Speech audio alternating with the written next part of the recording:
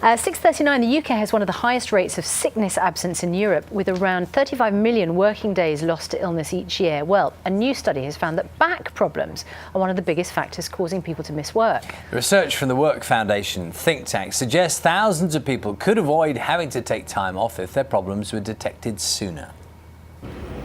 Recent figures suggest workers in the UK take on average 9 days a year off sick.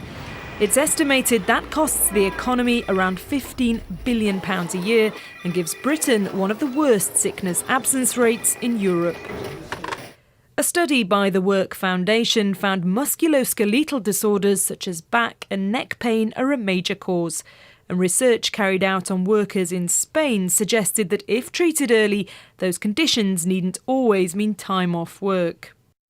Those behind the findings believe offering workers support for things like back pain early could cut the number of temporary absences by nearly 40%.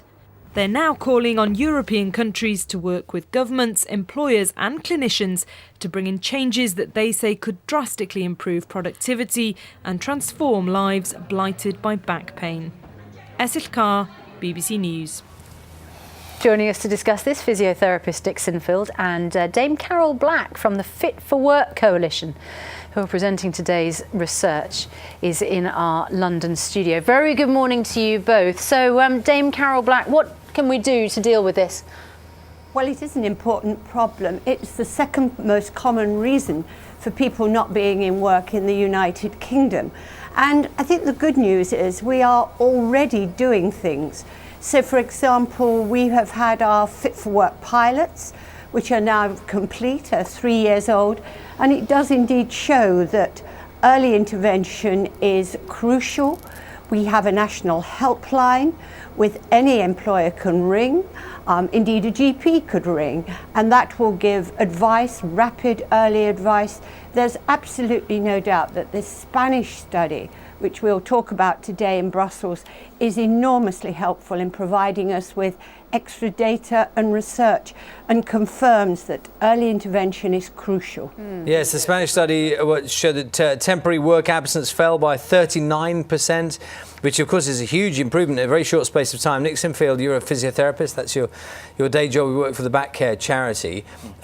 With back problems particularly, is early intervention a reality? Do people, bumble along for a while and then something goes very, very badly wrong without looking at it earlier? Yeah, it is very important to get early access to intervention and treatment or physiotherapy. That's really important. The sooner you can, the better, in order to get the right treatment and advice in order to improve. Because back problems on the whole don't go away. I mean, is that the notion? Because often people just try and muddle through. If they're feeling ill or say have back pain, they think, well, I'll give it a couple of days, but they'll tend to get worse. Is that what normally happens? No, not really, no. I mean, most back pain should improve over time. It can be a simple muscular pain which should improve over a day or a couple of weeks. It shouldn't really become chronic. Dame Carol Black, how much of this is about an employee seeking help when they know they've got a problem, or an employer who might think it's a bit of a pain that someone's going to be off? I think we would like employers to play a very active part in this, because having people at work is good for the bottom line, it's good for your productivity, and therefore you can make the economic case. And increasingly I see in this country employers who are taking a very proactive stance, whether it's through their occupational health departments, buying in occupational health, or making sure that good advice is generally available. It's important to employers. Can I just ask one thing, Dame Black, which is that some people might look at these statistics about time off work and ask another question, which is, are these people really sick? Because, you look, why are we in this country taking more sickies when we're not ill? Because that would be, if that were happening, that would result in the kind of figures we're looking at. I think when people go to their GP and they've got back pain, they perceive and have, for them, back pain. I think the danger has been to ignore that, to not get in there quickly. And then I think things are compounded and often people become anxious and depressed.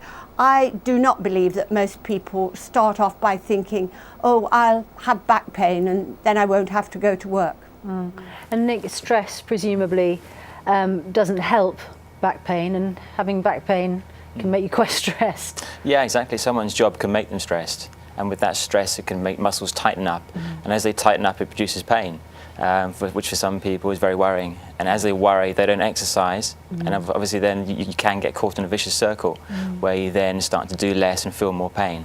And more people now, of course, have sedentary jobs. They're sitting in front of a computer screen or some kind of workstation like that. Yeah. Is that becoming more and more of a problem? I think it is, yeah. More and more people are working longer hours with less breaks, which can cause more pain for people.